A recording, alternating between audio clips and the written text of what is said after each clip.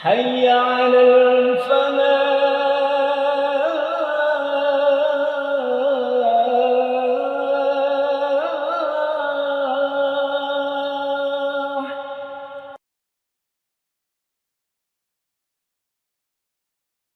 Assalamualaikum warahmatullahi wabarakatuh.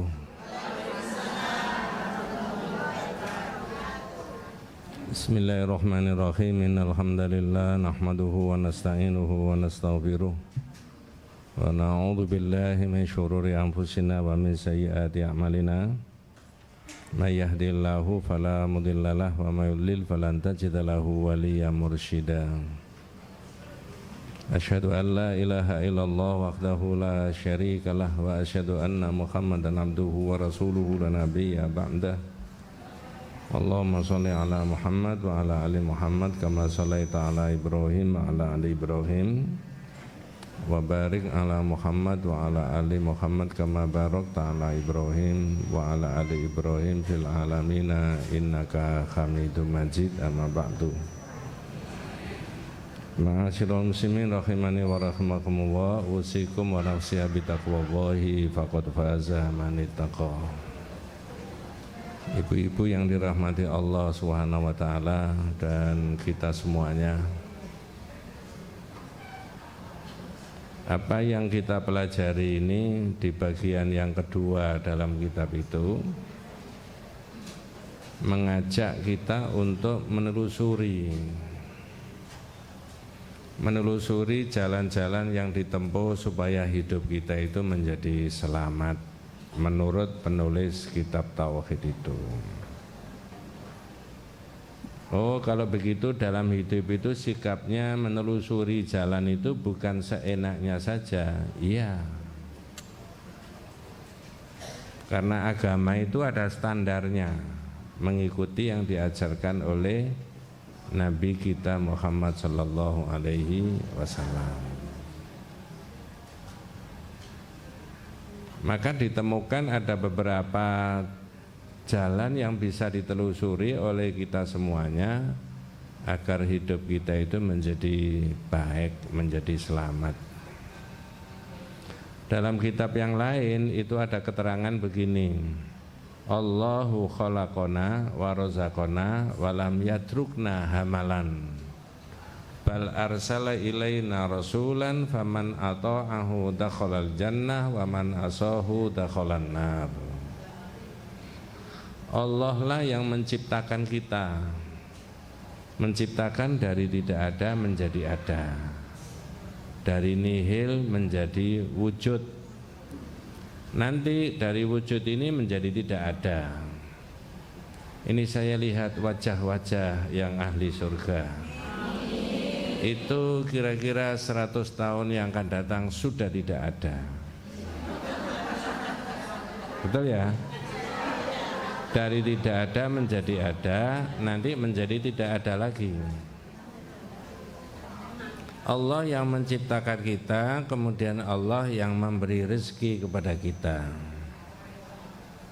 Berbagai fasilitas di dunia sudah diberikan oleh Allah kepada manusia, dan Allah tidak meninggalkan kita begitu saja. Setelah diciptakan, diberi fasilitas hidup, terus dibiarkan hidup semau gue, enggak. Tidak. Kalau pakai bahasa Jawa, manusia itu diupeni sama Allah. Caranya bagaimana? Arsala ilaina rasulan. Allah mengutus rasul. Faman ata'ahu dakhalal jannah. Siapa yang mentaati rasul, orang itu masuk surga. Waman asahu dakhalan nar. Siapa yang mendurhakai rasul, orang itu masuk neraka. Ya terserah, itu sudah haknya Allah, haknya Nabi, haknya Rasul. Wong makhluk-makhluknya sendiri, diberi rezeki sendiri. Mau manut diberi yang baik, tidak manut ya terserah, mau diapakan itu. Sudah bukan urusannya manusia, itu urusannya Allah, urusannya Rasul dengan manusia itu sendiri.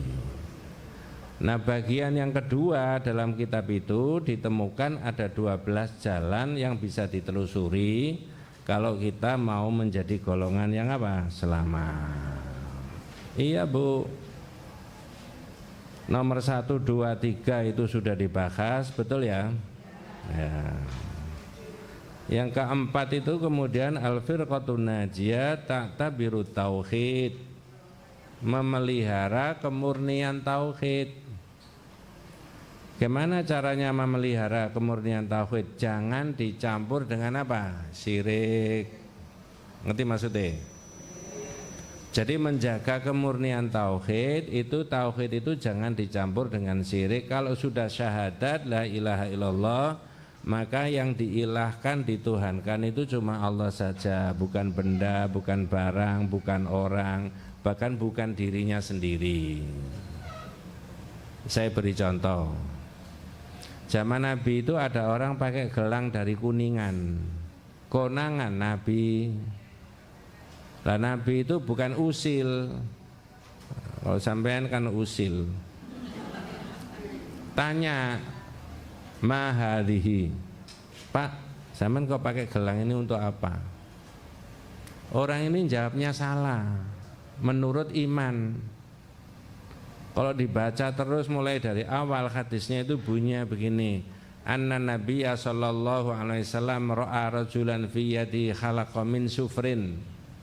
Nabi melihat ada orang itu di tangannya pakai gelang dari Kuningan. Ditanya, buat apa ini Pak? Minal wahinati ya Rasulullah. Nabi, ini untuk menolak bala. Kalau saya tidak ada ini, ada saja musibahnya. Berarti kekuatan Allah yang memberikan rahmat, memberikan musibah, bahkan menolak musibah dan sebagainya ada di Allah itu disaingi dengan orang itu pakai apa? Lah. Oleh Nabi disuruh buang, inziha, sampean buang. Fa innaha la taziduka wahnan. Dimarahi sama Nabi. Ya. Sampean buang. Ini gelang ini tidak menambahi apa-apa kecuali menambahi dosa. Fa innaka law mutta wa hiya alaika ma aflahta abadan. Kalau sampean mati, Pak, ya. Ini sampean bawa. Berarti mati bawa apa? Oh, gelang deh. Wong saya ngotot-ngotot mulai awal kok. Mati bawa apa? Syirik. Meyakini gelang tadi bisa menolak apa? Allah. Itu loh Bu, ini bukan karangan ulama, enggak. Nabi itu yang begitu. Kalau sampean mati ini sampean bawa syiriknya tadi, ma'aflahta abadan. Matinya sampean itu enggak dapat keuntungan, enggak ada kebahagiaan, enggak ada kebaikannya. Maka orang mati itu seyogyanya tidak membawa dosa apa? Syirik. Betul Bu. Bagaimana Pak Ustaz caranya mengetahui? Ya inilah sekarang ini belajar. Contoh yang kedua, Nabi itu ditanya oleh sahabat, ya, tentang syafaat. Man as'adun nasi bi syafa'atika ya Rasulullah. Nabi, besok orang yang memperoleh syafaat engkau itu siapa ya? Ya, jawabannya Nabi apa? Man qala la ilaha illallahu khalisan min qalbih. Orang yang mengucapkan la ilaha illallah ikhlas dari hatinya. Loh kok enteng gitu? Nggak enteng. Coba saya tanya, kita semuanya termasuk saya sudah mengucapkan la ilaha illallah? Udah. Dua, apakah lafal la ilaha illallah yang kita keluarkan dari lisan kita ini sudah ikhlas?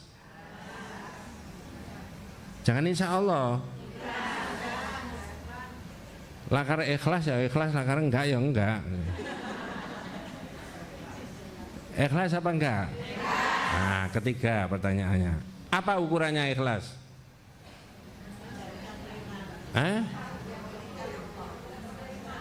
Gampang jawabannya. Ikhlas itu maknanya ini la ilaha illallah, tidak ada zat yang kita sembah kecuali Allah. Ikhlas berarti ini syirik, tinggalkan. Ini syirik, tinggalkan. Ini syirik, tinggalkan. Kalau semuanya ditinggalkan, yang tersisa apanya? Tauhidnya. La ilaha. Saya itu di Tebel, Sidoarjo. Pernah ditanya jamaah yang masih muda, Ustadz mau tanya, nggih. Saya ini diberi sabuk sama istri saya, Ustadz. Boleh nggak dipakai? Saya jawab, boleh Mas, supaya nggak melorot. Bener nggak? Loh, enggak begitu Ustadz. Kata istri saya gini, Mas, ini sabuk sampean pakai kemana-mana. Ini sudah diisi sabuk ini. Supaya sampean selamat, tidak ada musibah, nggak ada bencana. Itu seolah-olah sabuk ini punya kekuatan menolak kehendaknya Allah, iya kan? Saya jawab tidak boleh. Nah kira-kira model begitu itu ada nggak di masyarakat?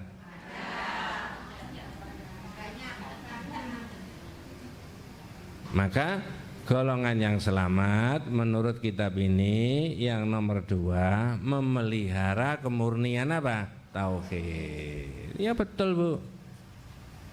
Ya, buku dibaca separuh, nggak sempat separuh, ya seperempat saja, seperempat halaman maksud saya itu ya. Iya betul. Oh panduannya begini, Pumpung kita ini masih sehat, masih diberi oleh Allah hidup di dunia. Nanti di akhirat itu hasilnya di dunia ini saja yang kita aturkan sama Allah. Itu loh. Wa huwa ifradullahi bil ibadati kadduai wal isti'anati wal istighatsati waqdas syada'idi war raha. Nah, apa Mbak Lia? Nomor 3. Ya, di bawahnya itu ya.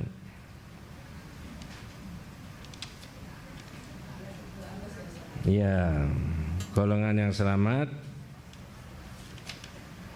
Golongan yang selamat tidak mendahulukan perkataan seseorang. Bukan itu Mbak. Yang mana tadi? Atau nomor 4 Ustaz? Nomor 3, ya. Masih 3 ya? 4. Yang 4 ya Ustaz? Iya wis, enggak usah geger. Orang itu kalau sudah usia maunya 4 bisa diomongkan berapa? 3.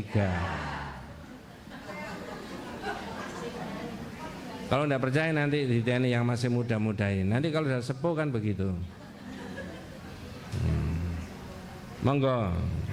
4. Golongan yang selamat senantiasa menjaga kemurnian tauhid. Iya, kalau menjaga kemurnian tauhid jangan dicampur dengan perbuatan apa tadi? Syirik. Banyak macamnya Bu. Ya, maka pelan-pelan kita pelajari dengan ikhlas ini. Sebab apa? Wa a'dhamu ma nahallahu anhu asyirik. Sebesar-besar yang dilarang oleh Allah itu berbuat syirik. Coba jangan sebutkan dosa apa yang paling besar-besar itu menurut Islam? Di samping syirik, zina, terus membunuh, terus apa? Minum khamar, iya kan? Judi. Apa? Judi. Sekarang kan lagi rame toh? Itu meracuni kehidupan. Tapi dari semua itu Bu, ranking yang pertama yang kesalahannya kepada Allah itu berbuat apa? Syirik itu tadi. Berani sama Allah orang itu. Ya. Maka wa'adhamu ma amarallahu bihi huwa at-tauhid wa'adhamu ma amarallahu ma naha anhu huwa asyirik. Sebesar-besar yang diperintah Allah itu bertauhid dan sebesar-besar yang dilarang itu apa? Syirik. Apa berikutnya penjelasannya tadi? Wa huwa ifradullahi bil ibadati kadduai wal isti'anati wal istighatsati waqdas syada'idi war raha. Monggo. Mengesahkan Allah adalah dengan beribadah, berdoa dan memohon pertolongan baik dalam masa sulit maupun lapang. Iya, jadi fokusnya hanya kepada Allah. Orang itu ya sepertinya tidak, kalau disuruh minta sama Allah itu sebenarnya nggak masuk akal, tapi benar itu. Kemarin itu hari Jumat ya, saya khutbah di Masjid Al-Ikhlas Deltasari. Habis Jumatan ada orang tanya sama saya, Ustadz mau tanya, nggih, kalau bayi tabung itu pelanggaran tauhidnya di mana Ustadz? Saya jawab, kalau itu sperma dan ovumnya dari suami istri, hanya berikhtiar untuk menemukan saja, insya Allah ulama-ulama sependapat hukumnya apa? Boleh. Habis itu saya tanya, siapa Pak yang sudah bertahun-tahun tidak punya putra? Putranya panjenengan, adiknya panjenengan, atau tetangganya? Jawabnya gini, saya ini dokter objin Ustaz. Jadi yang tanya Pak dokter, maunya dia terangkan kepada pasiennya. Akhirnya tak terangkan agak panjang. Oh ini kebetulan jenengan bisa dakwah kepada umat dan masyarakat melalui kemampuan jenengan atau profesinya sebagai dokter apa? Objin. Betul ya? Kalau ada pasangan yang lama dohirnya nggak ada masalah, ya spermanya sehat-sehat saja, salurannya tidak ada yang ada sumbatan dan seterusnya, suruh berdoa saja sama Allah. Nah, begitu Pak Ustadz. Iya, suruh berdoa saja. Jangan menyepelekan apa? Doa. Terus saya ceritani teman saya ceritani ini, bahkan anak saya sendiri. Allah menguji 6 tahun belum punya anak. Tapi kemudian saya suruh berdoa, terus minta aja sama Allah wis. Orang itu oleh Allah diuji macam-macam, betul ya? Qadarallah, Allah mentakdirkan sekarang saya menunggu cucu. Ya. Nah itu Allah semuanya, jangan menyepelekan itu. Maka kesirikan itu menjadi larangan, tidak boleh, dan Allah itu marah. Maka di sini mengisahkan Allah dalam berdoa, mohon pertolongan pada waktu sempit maupun pada waktu apa? Senggang. Jangan naudzubillah kalau ada musibah saja betul meningkatkan ibadah, tanya sama Allah, tapi kalau nggak ada apa-apa itu ya seenaknya saja, ya kan? Nah itu. Terus diantaranya lagi apa yang dimaksudkan dengan apa yang harus dikembalikan kepada Allah tadi dalam ibadah tadi? Wadzabhi wan nadri wat tawakkuli wal hukmi bima anzalallahu wa ghairu dzalika min anwa'il ibadati allati huwa al asas allati tubna alaihi daulah al islamiyah as-sahihah. Monggo.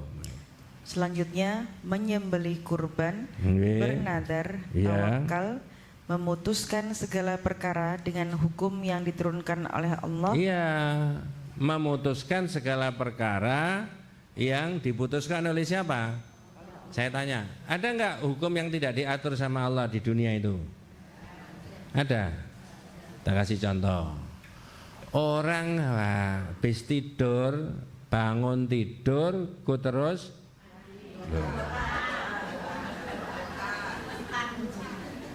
siapa yang ngajari begitu itu? Bangun tidur diatur enggak caranya berdoa?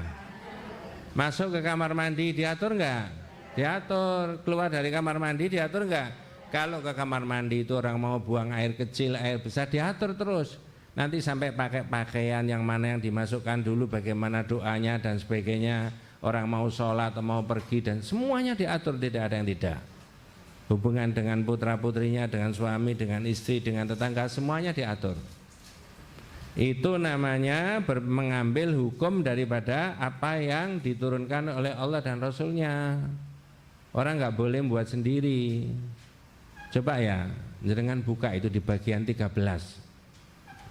Ben cepet khatam ya kan.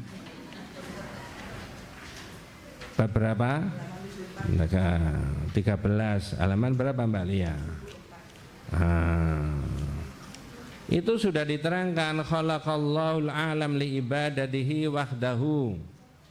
Allah menciptakan alam itu semuanya untuk satu tujuan. Apa? Menyembah Allah saja.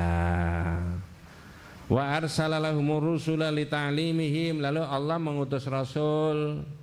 Jenengan ini kebagian nabi, kebagian rasul apa tidak? Saya ulangi, jenengan hidup di 2024 itu kebagian nabi, kebagian rasul apa tidak? Enggak. Enggak kebagian. Bang, pertanyaannya dirubah-rubah dikit aja kok ya bingung. Kita ini hidup di 2024, iya kan?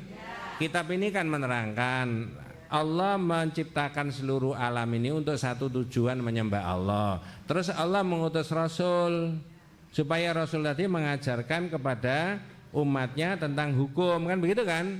Lalu Rasul itu dibekali dengan kitab. Halo? Terus tak tanya, jenengan ini kebagian Nabi, kebagian Rasul apa tidak kebagian? Kebagian.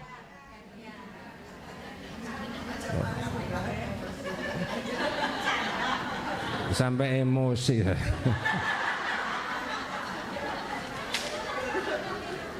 Namanya siapa? Muhammad. Tidak menangi Ustadz, tidak masalah. Ya memang jelas secara hukumnya Allah tidak mungkin menangi. Wong sudah 1500-400 tahun yang lalu kan. Cuma komitmen kita mengikuti yang diajarkan itu loh yang terpenting. Lalu hukum ini sepintas saja, saya nggak nerangkan itu. Nomor 1, al-hukmu fil aqidah. Apa bahasa Indonesianya Mbak Lia? Hukum dalam akidah. Akidah. 2, al-hukmu fil ibadat. Hukum dalam ibadah. Nah, tidak boleh buat sendiri. Hukum dalam masalah ibadah tidak boleh sekecil-kecilnya. Ayo saya tanya, saya begini ini angkat tangan apa enggak? Tapi boleh enggak orang salat Allahu Akbar? Sing benar? Sekian kan? Mengapa kok begitu? Ini namanya hukum dalam bidang ibadah. Ditambahi boleh enggak? Sudah betul sekian, tapi takbirnya begini, Allahu Akbar. Boleh nggak? Itu loh ya, hukum dalam bidang akidah yang kita pelajari ini. Dengan segala hormat saya, nanti ada Pak Ustadz yang lain menerangkan hukum dalam masalah ibadah. Ada nggak di sini? Maka orang Islam itu tidak boleh membiarkan dirinya tidak tahu agamanya. Ngerti maksudnya? Kalau tidak tahu agamanya itu keliru nanti menjalankan agama itu. Nah, masjid ini memberi fasilitas. Masjid besar di Surabaya mestinya menurut saya yang ngaji itu bisa 10 kali lipat dari ini. Loh betul kan? Separuh dari itu bisa kita pakai. Setiap Sabtu itu dibesarkan ini semuanya, diajak sahabat-sahabat untuk kepentingan, bukan untuk kepentingan masjid, bukan untuk kepentingan pengurus, bukan untuk kepentingan Pak Ustadz, untuk kepentingan umat dan masyarakat itu loh. Bingung? Nah, kalau bingung diginikan. Hukum dalam masalah ibadah. Yang ketiga, al-hukmu fil muamalat, hukum dalam bidang apa? Bergaulan. Ini jenengan tidak saling kenal, bergaul. Mungkin nanti ada bisnis, ada aturannya nggak bisnis? Ada. Punya tetangga yang muslim, hak dan kewajibannya apa? Punya tetangga yang bukan muslim, boleh nggak ada tetangga kita bukan muslim? Boleh. Ada hak dan kewajibannya masing-masing. Nah, kemudian yang keempat, al-hukmu fil hududi wal qisas. Apa Mbak Lia? Hukum dalam masalah itu pidana. Yang kelima itu al-hukmu lillahi fit tasyri' dalam masalah syariat. Wis balik lagi nomor 4 tadi. Tadi menjelaskan tentang al-hukmu bima anzalallahu alaihi. Ya, mengambil hukum dari apa yang diturunkan oleh Allah, tidak boleh mengambil yang lain yang berlawanan dengan itu, gitu loh. Lalu saya suruh buka bagian yang ke-13. Wa ghairu dzalika min anwa'il ibadah. dan macam-macam yang ibadah yang lain-lain. Wa huwal asas allati tubna alaihi ad-daulah al-islamiyah as-sahihah. Monggo kalian. Yang nomor 4 tadi. Oh, ini tadi melanjutkan yang tadi Ustaz ya. Iya, monggo. Hukum yang diturunkan oleh Allah dan berbagai perkara yang itu ya Ustaz. Iya, monggo. Dengan bentuk ibadah lain yang semuanya menjadi dasar bagi tegaknya daulah Islamiyah yang benar. Saya tanya, kalau masyarakat itu ditegakkan pada dasar-dasar hukum syariat Islam, jadi baik nggak kira-kira? Baik. Paling gampang itu ya, Pak ya. Ada nggak hukum pidana dan perdata manusia nggak boleh nyolong? Ada toh? Di dalam Islam itu loh, orang kan nggak boleh nyolong toh? Mohon maaf, ini bukan mengolok-olok. Tapi benar nggak di Indonesia ini kadang-kadang orang nyolong itu kadang-kadang nggak sungkan-sungkan? Ada toh? Ada yang nyolong kecil-kecilan di kampung-kampung. Ada yang nyolong besar-besaran yang pakai dasi-dasi itu, pakai jas. Iya toh? Jangan saya aturi ya, rusaknya tatanan masyarakat, bangsa dan negara itu karena syirik kepada Allah. Ngerti maksudnya? Nggak ngerti nggak apa-apa kok. Rusaknya tatanan masyarakat, tatanan bangsa dan negara karena syirik. Syirik yang bagaimana? Syirik dalam bercinta. Apa tadi? Syirik dalam apa maksudnya syirik dalam bercinta? Kalau orang Islam itu mencintai Allah, mencintai Rasulullah, betul ya? Mutlak nggak? Dibandingkan dengan cinta kita kepada orang tua, anak, harta benda, jabatan, lebih mencintai mana?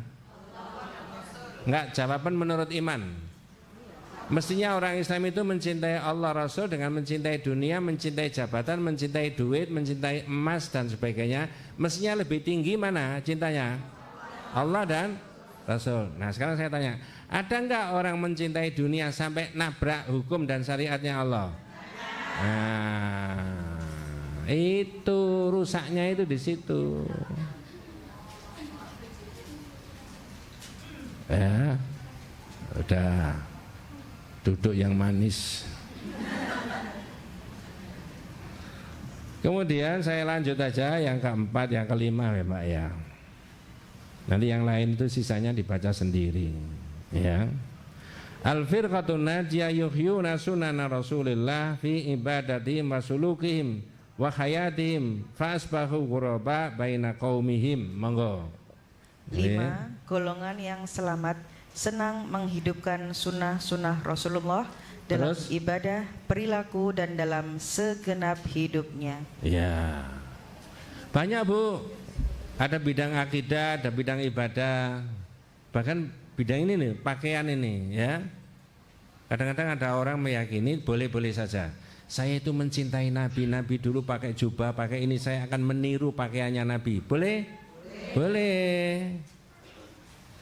Kapan hari kan sudah saya terangkan. Saya ini juga punya jubah di rumah, tapi nggak pernah saya pakai ngaji ke sini. Nanti kalau saya pakai ke sini nggak iso ngaji, guyu tok ndelok aku. Boleh. Ada sunnah bidang puasa, ada sunnah bidang apa? Sholat, bidang qiraatil Quran, silah, ya, bersilaturahim dan sebagainya.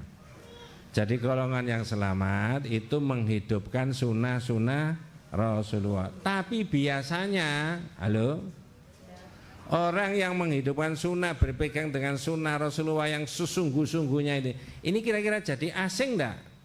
Aneh enggak di tengah-tengah masyarakat? Mohon maaf, ini bukan mengolok-olok. Saya cerita ya. Tahun 1982, 81, 82, 83, 84, 85. Kapan hari sudah saya ceritakan. Bu gurunya yang di sekolah Muhammadiyah, sekolah NU itu ndak ada yang pakai jilbab. Iya toh? Ndak ada. Jadi ngajar itu pakai rambutnya sekian. Dapat kudung begini aja enggak? Ya. Andai kata saat itu ada seorang ibu atau remaja putri yang pakai tutup kepala, kudungnya besar, aneh enggak kira-kira saat itu? aneh.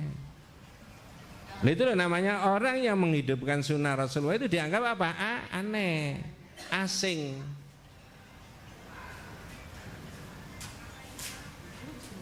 Bentar.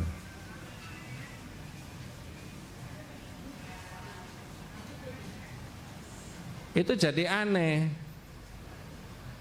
Saya boleh cerita? Boleh. Tapi saya tidak menyebutkan di kabupatennya, Jawa Tengah. Ada orang dari Jawa Tengah, di kabupaten di Jawa Tengah, itu kemudian ke Sidoarjo sana. Domisilinya di Sidoarjo, ikut ngaji di masjid, rajin, di rumahnya membuat taklim, pengajian, mendatangkan banyak ustadz, jamaahnya banyak. Lalu lama-lama ya mengikuti yang disunah-sunahkan Nabi tadi, seorang ibu, teman-temannya itu banyak sekali, itu pakai jilbab yang panjang sekian. Ngerti maksudnya? Saya tanya, syar'i apa bukan? Syar'i. Boleh apa tidak? Boleh. Malah kalau sudah ini sangat besar sekali, kalau mau sholat kan lebih gampang toh? Nah, tapi kalau saya mau nuding tidak enak ini. Kalau yang besar gini pakai sholat kan lebih enak toh? Nah, pulang ke Jawa Tengah sama teman-temannya, pakai jubah yang besar, pakai itu jilbab yang ini. Oleh masyarakatnya di sana, tetangganya, Islam kok begini tuh, Islam apa ini? Coba dituding tidak baik nggak? Padahal ini syar'i nggak? Nah, coba ini kalau nanti bulan depan ngaji, lalu semuanya pakai yang sini, hitam semuanya atau yang warna gelap-gelap, semuanya itu yang sini. Itu jadi asing nggak? Lah, ada apa? Ada apa Muslimah Al-Falah itu ya? Enggak, itu syariat kok dianggap asing itu gimana itu? Aneh, ya enggak aneh. Coba saya cerita nih sebelum balik ke sini. Entah betul entah enggak, tapi saya rasa percaya itu benar itu ya. Di Inggris itu anggota parlemen muslimah. Saya sudah pernah cerita di sini mungkin ya. Pakai tutup kepala ini, jilbaban. Anggota parlemen di Inggris. Ngobrol-ngobrol sama temannya diledek. Kira-kira kalau pakai bahasa kita, ente itu zaman modern kok pakaiannya kayak begini, itu zaman dulu saya lihat. Sama teman yang laki-lakinya itu loh. Jawabannya apa? Loh, ya yang nutup begini, yang sesuai ini menutup semuanya, badannya sehingga tidak kelihatan. Ini yang zaman modern, yang teman-teman saya pakai sekian, pakai di atas lutut, itu yang primitif. Bener gak kira-kira? Nah, di situ loh. Jadi orang yang sudah pakai sunnah, pakai syariat dianggap asing. Ini loh resikonya. Dan kita jangan mundur. Justru golongan yang selamat itu menghidupkan apa? Sunnah siapa tadi? Rasul. Coba tak titenin, nanti kalau ngaji lagi berubah semuanya enggak ini kira-kira. Ya. Ya kalau berubah kan tidak bisa 100% toh? 10% dulu, ini 10% dan seterusnya. Maka yang kelima tadi menghidupkan sunnah Rasulullah fi ibadatihim wa sulukihim wa hayatihim. Lanjut Mbak. Ya. Karena itu mereka menjadi orang-orang asing di Nah, kalau mereka itu mengikuti sunnah Nabi baik dalam ibadah, dalam pandangan hidup, dalam hidupnya fa asbahu ghuraba baina qaumihim, menjadi asing. Seperti yang saya ceritakan itu tadi. Di Sidoarjo sudah ngaji, sudah ngerti mana yang syariat, mana yang bukan, mana yang menutup aurat dengan baik, mana yang bukan. Tiba-tiba pulang ke desa. Yang di desa belum banyak tersentuh dengan pengajian, dianggap apa? Asing. Nah ini kalau 100% berubah, bulan depan ngaji ke sini, pakai jubah semuanya, pakai ini yang panjang gitu, kira-kira asing nggak? Nggak usah berjalan bareng-bareng mengelilingi Masjid Al-Falah, nggak usah. Langsung ajak sini ngaji. Ya. Nggak misalkan begitu, setuju nggak kira-kira? Enggak setuju enggak masalah. Fa'asbahu ghuraba, maka orang demikian itu jadi asing. Ya. Innal Islam bada'a gharibah wa sayaudu ghariban kama bada'a fatuba lil ghuraba. Apa Mbak Lia? Monggo. Sesungguhnya Islam pada permulaannya adalah asing. Asing. Nabi sendirian dengan beberapa sahabat, dengan keluarganya yang beriman saat itu. Aneh. Ya, banyak dimusuhi. Terus berikutnya, dan akan kembali menjadi asing seperti pada permulaannya. Nanti jadi asing lagi. Orang yang berpegang teguh kepada sunnah Nabi dalam akidah, dalam ibadah, dalam perilaku, itu menjadi apa? Asing. Coba aja jenengan ya, mohon maaf ya, sudah ngaji di sini bertahun-tahun ya. Kan sudah khatam ya Maria? Halo, kitabnya kan sudah khatam ya? Mau nyentel, mau enggak, pokoknya khatam lah. Ya, berubah itu. Nah, begitu. 6. Al-firqatun najiyah la tata'assabu illa li kalamillahi wa kalami rasulah kalami rasulihi al-ma'sum alladzi la yantiqu 'anil hawa. Monggo. 6. Golongan yang selamat tidak fanatik kecuali kepada firman Allah dan sabda Rasulnya yang maksum. Iya. Jenengan ikut yayasan ini, ikut kelompok ini, ikut organisasi ini, ikut partai ini, tapi kalau mengikuti ini tidak boleh apa tadi? Fanatik. Halo? Ada tetangga kita yang beda seragamnya dengan kita, ngomongnya benar, boleh kita dengarkan? Boleh. Pokoknya enak lah orang Islam itu. Ustaz, itu tetangga saya itu bukan jamaah kita. Oh, jangan begitu. Kalau dia muslim sahabat kita kan? Iya, itu harus sudah dihilangkan umat Islam begitu-begitu itu. Jangan fanatik. Kalau tidak dari yayasannya, kalau tidak dari organisasinya, kalau tidak dari golongannya, tidak mau menerima. Mikir aja enggak. Lalu semboyannya apa? Emangnya lu gue pikirin? Apa itu namanya? Nggak boleh, jangan fanatik, ya. Boleh nggak kita mengikuti sesuatu yang benar walaupun sesuatu yang benar itu datangnya dari orang yang tidak biasa benar? Saya ulangi kalem-kalem. Apa boleh kita mengikuti sesuatu yang benar walaupun sesuatu yang benar ini datangnya dari orang yang tidak biasa benar? Boleh. Kalau ngaji di kampung-kampung itu saya beritahu begini, ini ada masjid besar dibangun sampai habis 30 miliar. Tapi di depan masjid itu ada orang yang mulai jam 3, setengah 4 nyapu nggak pernah ikut sholat. Tapi yang sholat subuh cuma 5 orang. Halo? Masjidnya besar di tengah-tengah perkampungan dan perumahan, tapi yang sholat cuma 5 orang. Di depan masjid ada orang nyapu 2-3 orang nggak pernah ikut sholat. Monggo Bu, nanti diperluas sampai ke sana. Enggak, saya potong dulu. Obsesi saya itu masjid di tengah-tengah kota. Di sini itu apa namanya, semuanya mayoritas itu umat Islam kan begitu kan? Mestinya ngaji itu paling nggak separuh masjid itu penuh ibu-ibu itu. Ya, boleh nggak Maria kalau separuh masjid itu dipenuhi ibu-ibu ngaji? Boleh.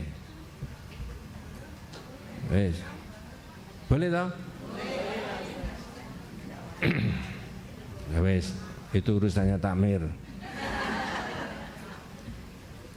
Saya ulangi, menerima tidak boleh fanatik tadi, betul ya? Ada tetangga kita yang seragamnya beda dengan kita, organisasinya beda dengan kita, ngomong benar, didengarkan boleh? Jangan fanatik. Saya beri contoh masjid tadi Bu.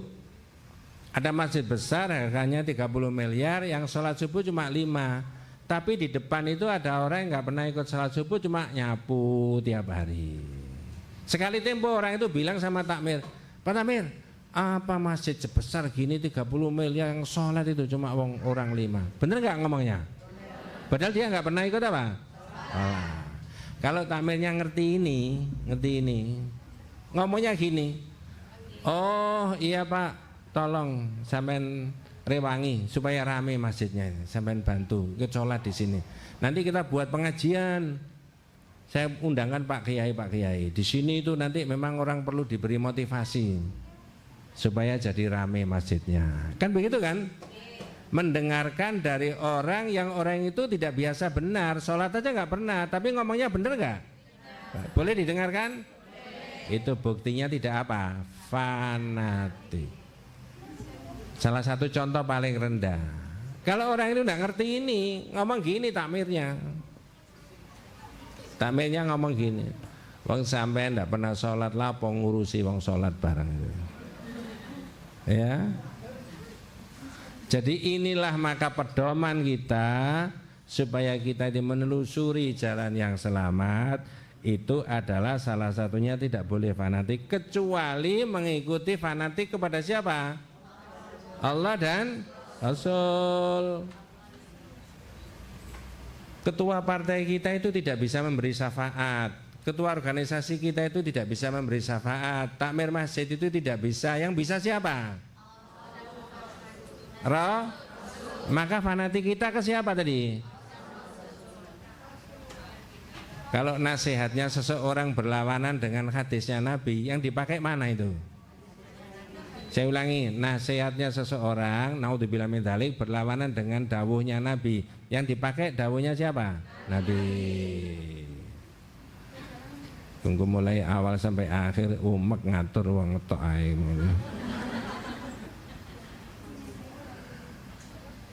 Iya, satu sisi bersyukur kita ini sahabat kita, sahabat-sahabat solihah banyak sekali, betul ya? Nanti saya tak mundur.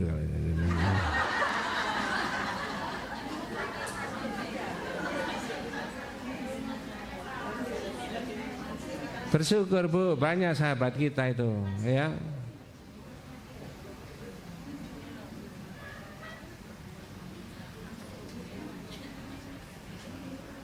Pokoknya yang bagian akhir-akhir itu gak uman kon. Faman ta'akhkhara fala umanalah.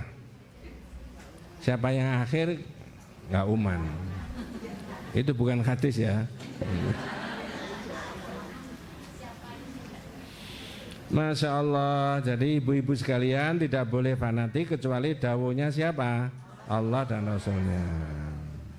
Karena Allah dan Rasulnya itu kalau dawuh lebih-lebih Nabi kita itu tidak berdasarkan nafsu, tapi berdasarkan apa? Wahyu.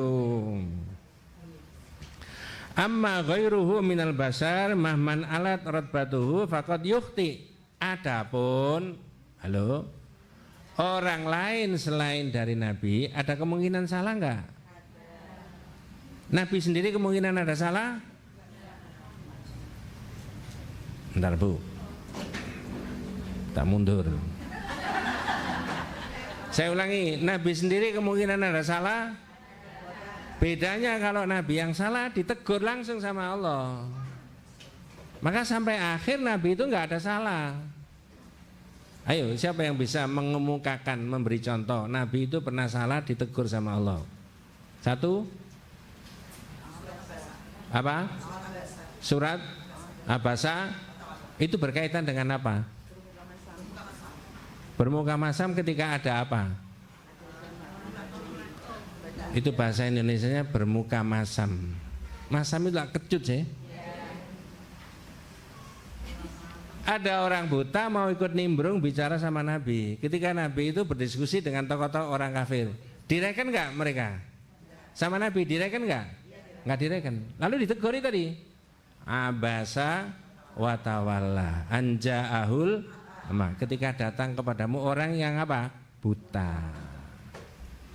Jadi kalau Nabi salah ditegur, coba jangan cari lagi Nabi yang salah itu ditegur. Iya, yang ini aja dulu. Apa Bu? Mengharamkan madu. Madu itu halal apa haram? Madu halal.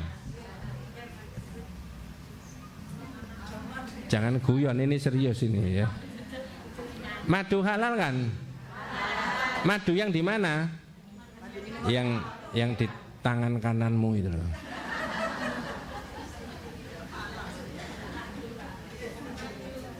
Surat At-Tahrim itu loh, Nabi minum madu gini, kemudian pindah ke istri yang satunya, istri satunya ini cemburu, marah-marah. Lalu Nabi bilang, ya sudah, kalau begitu madu itu akan saya haramkan. Padahal madu itu apa? Ditegur nggak sama Allah? Gimana negurnya? Loh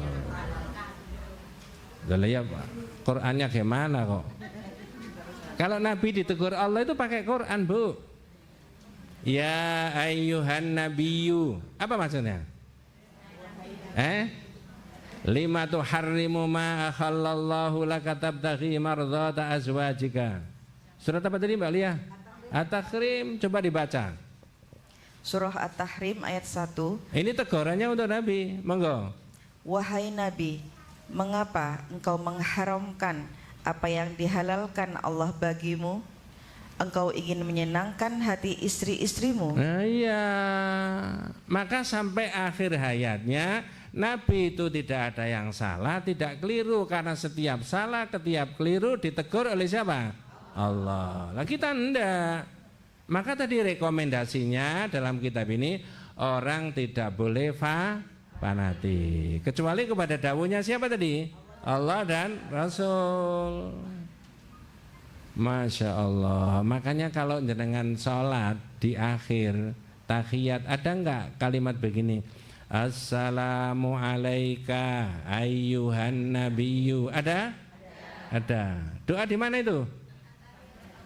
Di mana, Bu? At-tahiyat. Maksudnya apa itu? Salamatu minan naqs wal afat. Nabi, engkau ini tidak ada salah dan tidak ada kurang. Coba orang satu-satunya di dunia itu loh, ya, satu-satunya di dunia yang besok diberi kesempatan oleh Allah Subhanahu wa ta'ala untuk bisa memberi apa? Syafaat.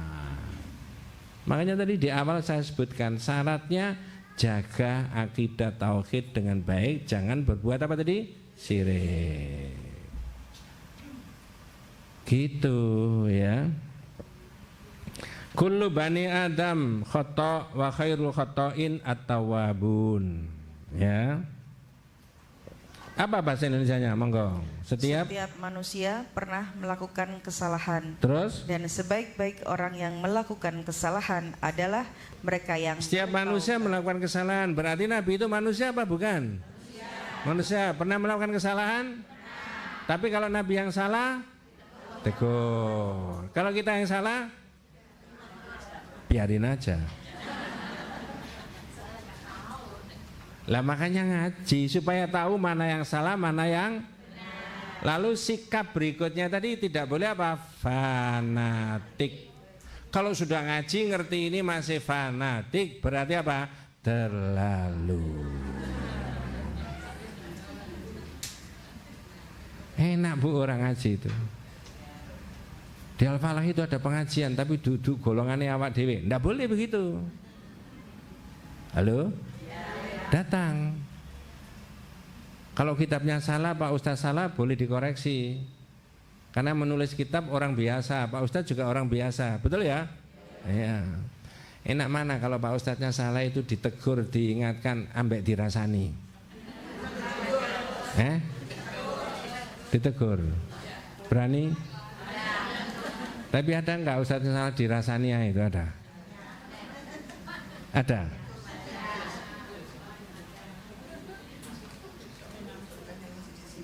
Yes, ya. Wa qala al-Imam Malik laisa hadun ba'dan nabiyyi sallallahu alaihi wasallam illa yukhad min qawlihi wa yutrak illa nabi. Wah, ini jangan dikasih nasihat Imam Malik, enggak pernah ketemu sama Imam Malik didhawuhi itu. Apa nasihatnya Imam Malik? Nah. Monggo, Mas. Imam Malik berkata, tak seorang pun sesudah Nabi SAW melainkan ucapannya diambil atau ditinggalkan, ditolak, kecuali Nabi SAW. Iya, kecuali Nabi. Apa ada sih dawuh-dawuhnya Nabi, hadis-hadisnya Nabi itu yang salah itu? Tidak ada. Kalau Nabi bilang gitu ya sudah. Nah kadang-kadang orang sekarang itu tidak begitu, kecuali orang yang mengerti dan mengikuti sunnah-sunnah Nabi tadi. Maka ciri golongan yang selamat diantaranya orang yang tidak fanatik pada golongan tertentu, tapi fanatik kepada dawuhnya Allah dan dawuhnya siapa? Rasul. Wes, kita lanjutkan yang ketujuh. Al-firqatun nadiyahum ahlul hadits alladzina qala Rasulullah sallallahu alaihi wasallam fihim la tazalu ta'ifatun min ummati dhahirina al-haqqi la yadhurruhum man khadalahum hatta ya'tiya amrullahi tabaraka wa ta'ala. Monggo. Coba. Ini yang penting ya, golongan yang selamat adalah para ahli hadis. Bes. Ahli apa? Hadis. Saya ulangi, ahli apa Bu? Hadis. Jenengan ini ahli hadis tak ahli hadas?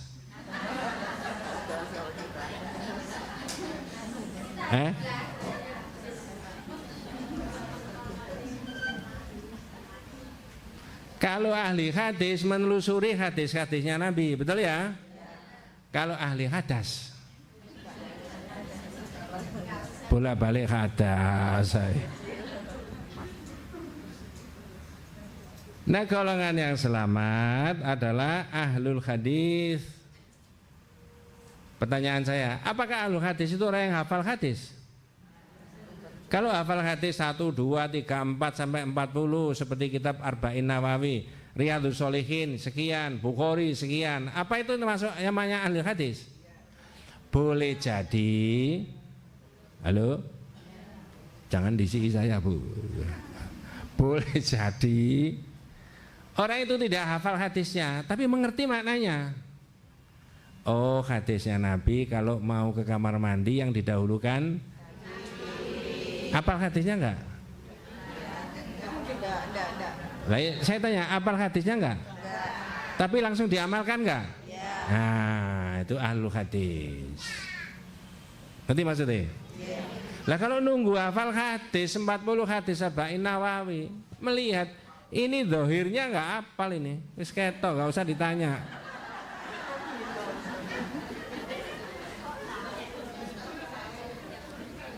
Ngerasana sampai 40 hadis, satu aja nggak hafal ya kan?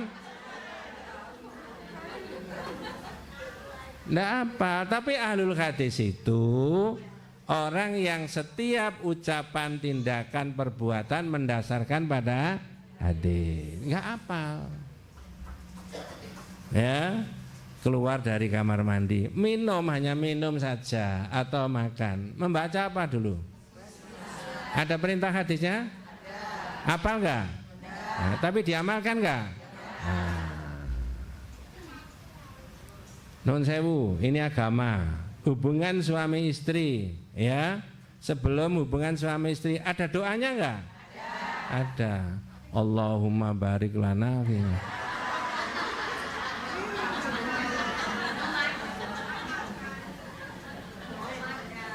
Jare ibu ya wong mau sarapan ngono kok. Tapi enggak hafal hadisnya, tapi ada kan perintahnya begitu. Allahumma jannibis syaiton wa jannibis syaitona ma. Sing tua-tua iki wis lali sampeyan. Itulah ahlul hadis. Mendasari segala sesuatunya apa? Dengan hadis. Tidak boleh semuanya sudah diatur, Bu. Ya. Nah, banyak sekali yang berkaitan dengan itu. Tak kasih contoh yang saya pernah alami. Halo? Ini ada minuman, saya ngaji di mana ya? Di Candi malam hari. Disuguhi minuman, kalau tidak salah wedang jahe apa wedang serai gitu ya. Saya minum separuh. Tiba-tiba kemasukan apa? Lalat. Ayo saya tanya, kalau menurut hadis diapakan? Dimasukkan terus? Yang dibuang apanya? Sisanya boleh diminum? Itu berdasarkan hadis apa berdasarkan akal? Kalau berdasarkan akal, buangan kabeh. Nggak maneh. Tapi kalau jenengan itu sudah syahadat tentang Rasulullah, mengikuti hadisnya Nabi, oh masukkan ya, nggak apa-apa, terus dibuang lalatnya, boleh diminum nggak? Boleh. Itu namanya ahlul hadis. Kalau ahlul ra'yi tadi pakai akal tadi, buang kabeh. Allah 3.000 aja nggak apa-apa, nggak maneh. Nah, itu loh, kita itu pelan-pelan kalau sudah dawuhnya Nabi begitu kita ikuti. Ya, boleh kemasukan lalat. Misalkan ya, jenengan tahu pirsa di situ ada batang tikus. Dikerubung lalat, wang. Mari kono lalatnya ke sini.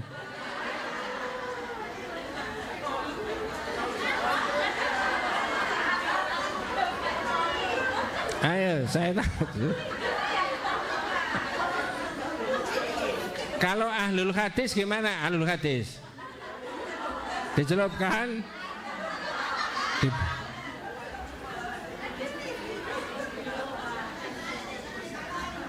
Nabi tidak pakai mensyaratkan itu lalatnya dari mana, enggak peduli, yang penting lalat masuk di mana?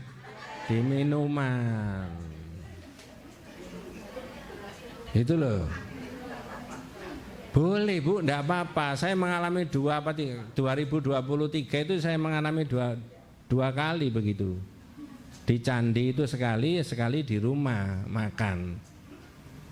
Ada sop sak mangkok begini, sudah saya separuh ya. Tiba-tiba ada lalat masuk. Lalat hijau gitu ya.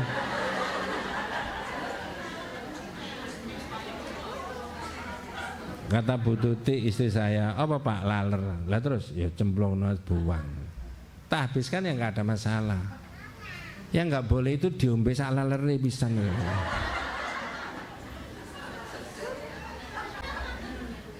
Ya. Ahlul hadis itu penting Bu. Nggak hafal Ustaz, nggak masalah. Ada ahlinya sendiri yang menghafalkan, ada ilmunya. Mudah-mudahan besok anak cucu kita itu dijadikan oleh Allah orang yang alim dalam bidang hadis. Iya. Orang ngaji itu Bu ya, bukan hanya untuk kepentingan sekarang ini. Bisa juga karena jenengan rajin ngaji, ngajinya itu serius, datang tepat pada waktunya.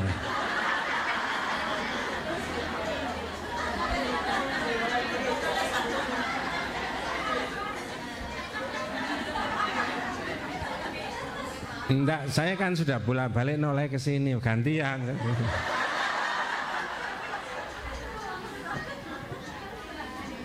Itu jangan semata-mata mengharapkan hasilnya sekarang. Siapa tahu nanti anak cucu kita, cicit kita itu karena kita itu maknya rajin ngaji, besok diganjar sama Allah anak cucunya jadi ulama besar. Ya, betul itu. Betul Bu. Mbak tanya ustadz-ustadz yang ada di sini tuh, Pak Kiai yang ada di sini. Saya saja tidak kiai bisa jawab kok. Ya, betul. Disitulah saya ingat bapak saya dulu.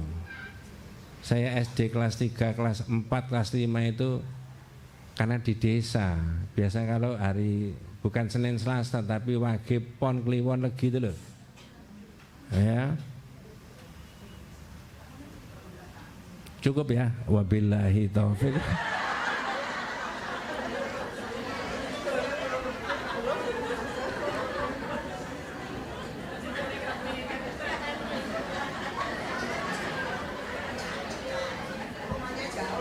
Ya, enggak apa-apa.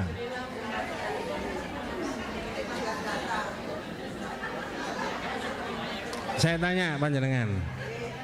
Kalau orang sholat jamaah, ini sholat ya, sholat jamaah, jenengan baru datang, ya, enggak, ini sholat jamaah, bukan jenengan, orang lain baru datang. Aduh. Imamnya sudah tahiyat akhir belum salam, Allahu Akbar, langsung kita ikut duduk. Masih tergolong ikut sholat jamaah apa enggak? Masih.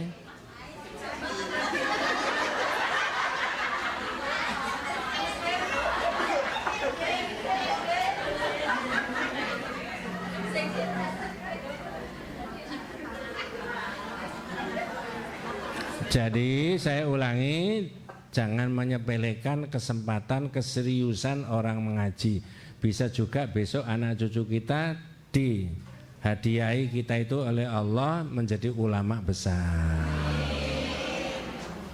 Iya betul Bu. Ya.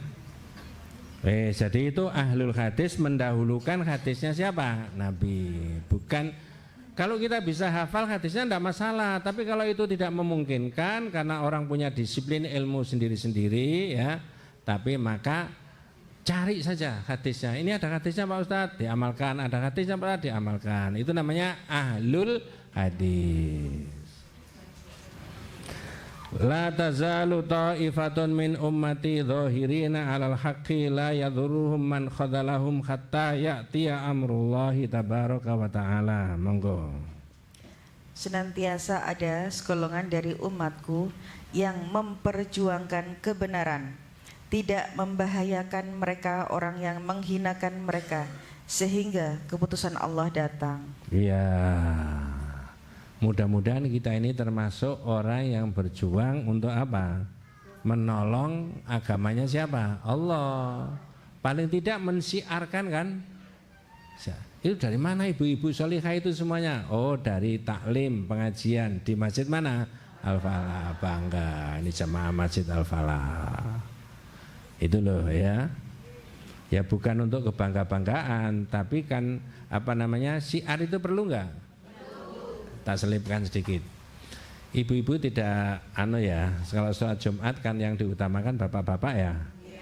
Apakah disunnahkan sholat Jumat itu orang mandi bersih kemudian pakai wewangian datang ke masjid?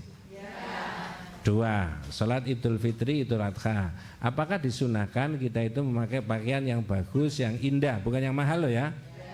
Nah, kemudian datang ke sholat Idul Fitri, Idul Adha. Maksudnya apa itu begitu? Kok disuruh pakaian yang indah, yang bagus? Supaya ada syiar umat Islam itu, bahwa umat Islam itu bersih-bersih, baik-baik, indah, ya. Nah, di situ ada syiar. Makanya Idul Fitri, Idul Adha itu antara berangkat sama pulang itu kalau perlu apa? Berbeda, supaya semuanya ikut ramai, ada syiar itu. Jangan tadi berangkatnya lewat mana tadi? Berarti nanti pulangnya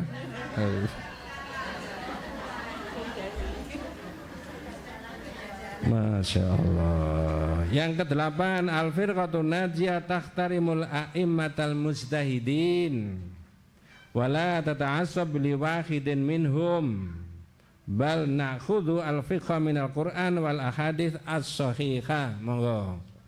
8. Golongan yang selamat menghormati para imam mujtahidin. Iya, coba bayangkan ya Bu ya, para ulama zaman dulu, Imam Syafi'i, Imam Maliki, Imam Hambali, kitabnya itu numpuk sekian banyaknya tuh. Apal hadis ribuan hadis. Jenengan hadis sak cuwele gak apal gitu. Ya. Mudah-mudahan dimudahkan sama Allah Subhanahu wa taala. Betul itu ya. Tapi kalau diasah terus itu bisa menghafalkan. Imam mujtahid zaman dulu itu saking gandrungnya sama ilmu. Keadaan belum seperti sekarang, tidak ada internet, tidak ada laptop, tidak ada HP, tapi dia menguasai ilmu. Mengapa? Saking seriusnya mencari apa? Ilmu. Jadi tanya satu hadis saja, ibaratnya dari sini itu jalan sampai ke Lamongan sana loh, kira-kira. Di sana katanya ada guru hadis, saya tak tanya ke sana. Itu kumpulkan. Nah, golongan yang selamat itu hormatilah para ulama mujtahid itu tadi. Imam Syafi'i, Imam Maliki, Imam Hambali, ya, dan seterusnya. Tapi tidak boleh, tetap saja tidak boleh apa tadi? Fanatik. Ya. Tidak boleh fanatik. Ya. Tapi apa? Kemudian mengambil hukum bal na'khudhu al-fiqha minal Qur'an wal hadits sahih min aqwalihim jami'an idza wafaqatil hadits ya as-sahih. Monggo. golongan yang selamat mengambil fikih atau pemahaman hukum-hukum Islam dari Al-Quran, hadis-hadis yang sahih, dan pendapat-pendapat imam mujtahidin yang sejalan dengan hadis sahih. Iya, semuanya diukur dengan Quran dan apa? Hadis. Itu utamanya di situ ya. Makanya mohon maaf kalau saya ngaji di mana-mana paling seneng ada kitabnya. Nanti kalau ada yang tidak sependapat, kitabnya kan bisa dibawa, ditunjukkan, ya kan? Ini loh kitabnya, ini dalilnya. Menurut keterangannya Pak Ustadz begini. Ya, enak kalau begitu. Ada rujukannya Quran dan apa? Hadis. Ustadz, saya mendengarkan aja. Boleh? Jawabannya apa? Boleh. Orang itu kan punya kemampuan sendiri-sendiri toh. Ada yang senang baca. Betul ya? Ada yang tambah nulis ya. Ada yang senang ngaji itu senden itu. Boleh. Kalau saya yang duduk di situ yang senden saya. Tidak apa-apa. Ya. Nah, di situ. Maka tidak boleh fanatik tapi boleh menghormati mereka para ulama itu, ya. Nah, di Indonesia ini Bu, silih berganti para ulama yang muncul-muncul itu ya. Wafat ini muncul lagi, wafat muncul lagi. Tapi harapan kita jangan wafat dulu baru muncul. Jangan patah tumbuh hilang. Halo? Bukan begitu. Tumbuh sebelum patah, berganti sebelum hilang. Halo? Kalau pepatahnya kan patah dulu baru tumbuh, hilang dulu baru berganti. Kita rubah. Tumbuh sebelum patah, berganti sebelum hilang. Itu ulama-ulama itu, ustadz saja di level nasional kan muncul bermacam-macam toh, berganti-ganti. Yang sekarang itu adik-adik sekolah di mana-mana hafalkan ini banyak sekali. Tapi perintahnya dalam kitab ini anjurannya tetap saja tidak boleh apa? Fanatik. Tapi kita hormati gitu loh. 9, monggo. Al-firqatun najiyah ta'muru bil ma'ruf wa tanha 'anil munkar. Monggo. 9, golongan yang selamat menyeru kepada yang ma'ruf dan mencegah kemungkaran. Kalau ada di antara kita itu yang salah lalu diingatkan temannya itu tambah seneng apa muring-muring? Enggak, seharusnya tambah apa? Umumnya? Jenengan termasuk yang tambah seneng apa termasuk yang umumnya?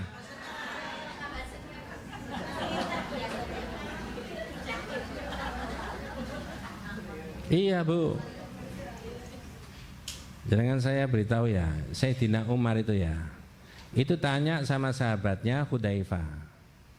Jadi malah tanya, Hudzaifah, kalau pakai bahasa kita, Hudzaifah, kamu katanya pernah mendengar dari Nabi di antara sahabatnya ini ada yang munafik. Apa termasuk saya?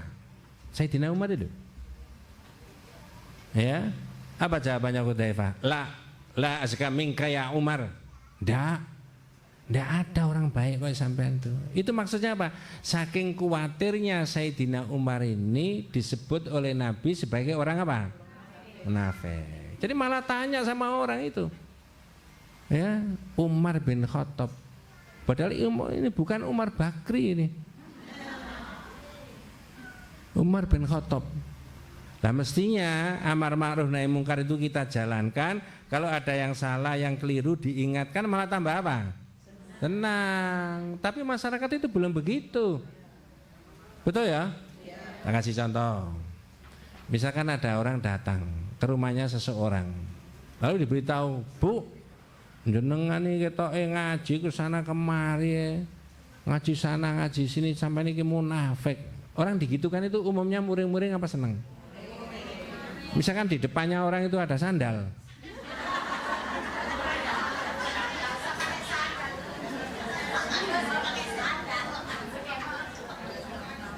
Iya, tapi tidak boleh.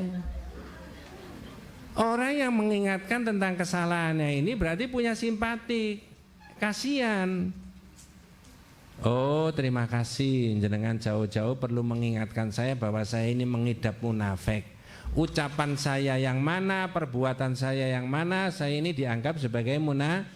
Nanti saya hentikan. Nah, di sini ini biasanya kalau ada dianggap orang munafik didasani tok, nggak tahu diingatkan. Nah, sampean ini baik mengingatkan saya. Mestinya begitu. Maka di dalam masyarakat Islam itu amar ma'ruf nahi mungkar itu harus dijalankan. Bukan hanya jenengan ke putranya, ke suaminya, ke keluarga, tapi dengan baik-baik, tidak boleh seenaknya. Ada orang tidak pernah sholat, tidak pernah ini. Sampean nggak tahu sholat, umur sakmene matek mlebu neraka sampean. Kira-kira manut nggak? Ya diakrabi, diajak, diberi apa, nanti sekali tempo diajak, aku gak bisa sholat, gak apa-apa, wis ikut aja. Nah misalkan gitu loh. Jadi harus selalu apa? Timbul rasa saling simpati dengan orang lain dengan cara apa? Amar ma'ruf nahi mungkar.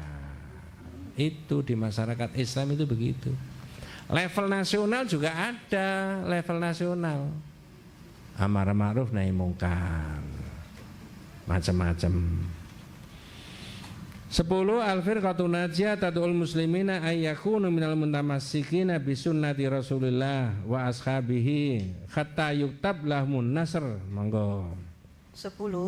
Golongan yang selamat mengajak seluruh umat Islam agar berpegang teguh kepada sunnah Rasul dan para sahabatnya. Orang itu loh Bu, asalnya enggak ngerti. Nah ngerti gimana? Masuk masjid caranya gimana? Hubungan suami istri caranya bagaimana? Enggak ngerti, lalu diajari sama Nabi. Ya, mau sholat gimana? Maka berpegang teguhlah kepada yang disunahkan sama Nabi. 11. Al-firqatun najiyah tungkiru al-qawanin al-wad'iyah allati hiya min wad'il bashar li mukhalafatiha hukmil Islam. Monggo. 11. Golongan yang selamat mengingkari peraturan dan perundang-undangan yang dibuat oleh manusia jika bertentangan dengan ajaran Islam. Mohon maaf, ini bukan politik ya, bukan politik. Halo? Pemerintah kabupaten atau pemerintah kota boleh nggak membuat perda? Boleh. Pemerintah nasional membuat undang-undang boleh nggak? Halo? Boleh. Tapi kalau undang-undang itu naudzubillah min dzalik berlawanan dengan hukum syariatnya Allah, boleh dipatuhi? Nggak boleh. Alhamdulillah Indonesia ini mayoritas penduduknya beragama Islam.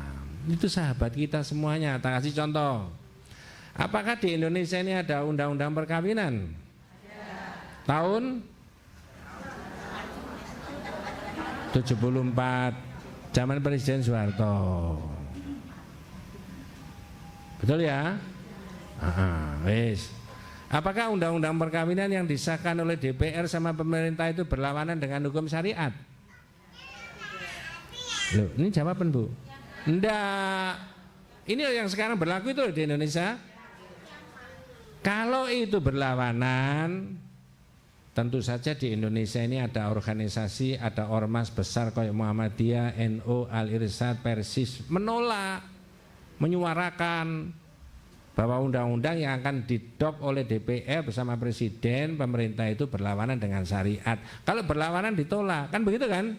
Karena kita mayoritas penduduknya beragama apa?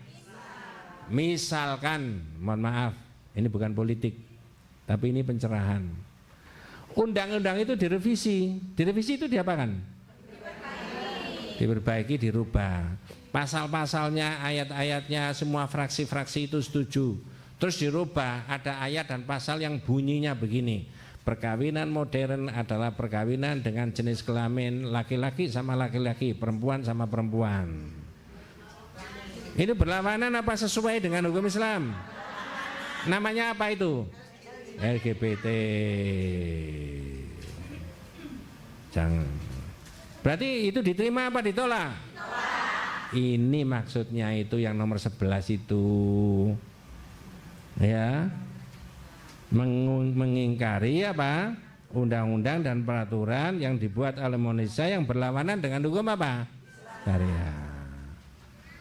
Tak tambahi lagi undang-undang yang lain. Apakah di Indonesia ada undang-undang lalu lintas? Halo? Ada anak kecil 15 tahun naik motor, pas ada operasi Pak Polisi, suruh minggir. Ditanya anak kecil tadi, "Dek, sekolah di mana?" "Di sini, di sini, di sini." "Umurnya berapa?" 15 tahun Pak Polisi. "Oh, belum boleh, apalagi ndak pakai helm, belum punya SIM." Anak ini ngayel.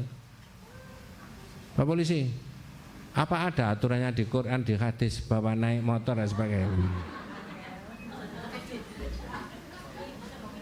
15 tahun kan. Pak Polisi tanya, "Dek, ngaji di mana?" Jangan Al-Falah enggak ngajari begitu. Akhirnya Pak Polisi menerangkan, ya memang enggak ada, Dek, tapi jangan lupa undang-undang tentang lalu lintas itu dibikin oleh pemerintah bersama DPR berdasarkan hasil penelitian dan riset. Kalau belum 17, belum punya SIM, belum punya KTP itu belum boleh. Mengapa? Usia-usia begitu masih rawan, belum bisa mengendalikan motor. Betul ya? Banyak korban sia-sia. Itu seperti yang ada di Quran itu, kata Pak Polisi. Wala tulku biaidikum ila tahluka, kata polisi. Jangan jerumuskan dirimu dalam kehancuran. Nah, karena banyak yang terjerumus dalam kehancuran, banyak anak-anak korban sia-sia, maka dibuatlah undang-undang tentang lalu lintas. Anaknya tanya, "Pak Polisi ngaji di mana?" Yang ini ngaji di Al-Falah. Maksud saya mengapa saya ceritani begitu tadi, jenengan itu pakai bahasa sederhana, bahwa hukum Allah itu yang utama. Ketika hukum dan produk undang-undang dibuat asal tidak berlawanan, boleh dipakai enggak? Boleh. Itu loh maksudnya. Masya Allah, ini kalau jenengan cuma di rumah, habis mandi, masak, leye-leye, WA-an tok, sampai masakannya gosong, lali.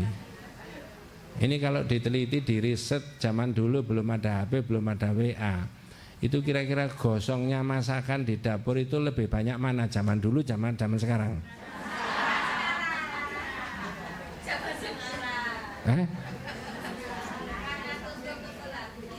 Iya, lali. Makanya Al-Fauzan itu Bu ya, saya beritahu ya, kalau sudah taklim pengajian begini, ini serius ya. Pak Kiai menerangkan hadis, dawuhnya siapa? Rasul. Mulia enggak? Allah menerangkan Quran, dawuhnya siapa? Terus orang itu enggak ngereken, hanya ngereken orang yang mau bicara, mau WA. Itu mohon maaf ya, itu namanya al-istihza bil ayati syar'iyyah. Orang itu mencemoohkan ayatnya Allah. Wong ada ayatnya Allah dibaca Quran, diterangkan kok ndak ngereken. Penting mana ayat Al-Quran dengan tetangga kita yang mau WA sama kita? Ngerti maksud saya? Untung tadi nggak ada yang WA. Terakhir 12, al-firqatun najiyah tad'ul muslimina jami'an ila jihad fi sabilillah wa huwa wajibun ala kulli muslimin khasba taqatihi wastita'atihi wa yakunul jihadu ma yali. Dibaca yang paling besar saja, monggo Pak. 12, golongan yang selamat mengajak kepada seluruh umat Islam berjihad di jalan Allah. Iya, termasuk orang taklim begini, ini jihad enggak kira-kira? Terus mari ada gerakan apa? Mengumpulkan harta, disumbangkan sama orang. Jihad apa bukan? Terus kita mengumpulkan lagi apa? Di sana adik-adik kita SMP tidak bisa bayar sekolah, yang berpunya itu kita ambili duitnya, kita mintai untuk membantu mereka. Jihad enggak itu namanya? Di sana ada orang tidak bisa ngaji, tidak bisa baca, lalu kita kirim guru atas biaya kita. Jihad apa bukan? Jihad. Jihad itu bukan perang saja, Bu. Ya, termasuk begini, ini bagian dari apa? Jihad. Wallahu a'lam. Nanti kita lanjutkan berikutnya ya. Mudah-mudahan panjenengan dan keluarga kita semuanya senantiasa diberikan rahmat barokah hidayah Allah Subhanahu wa taala. Hadanallahu wa iyyakum ajmain. Kita tutup dengan doa kafaratul majlis. Subhanakallahumma wa bihamdika asyhadu an la ilaha illa anta astaghfiruka wa atubu ilaik. Assalamualaikum warahmatullahi wabarakatuh.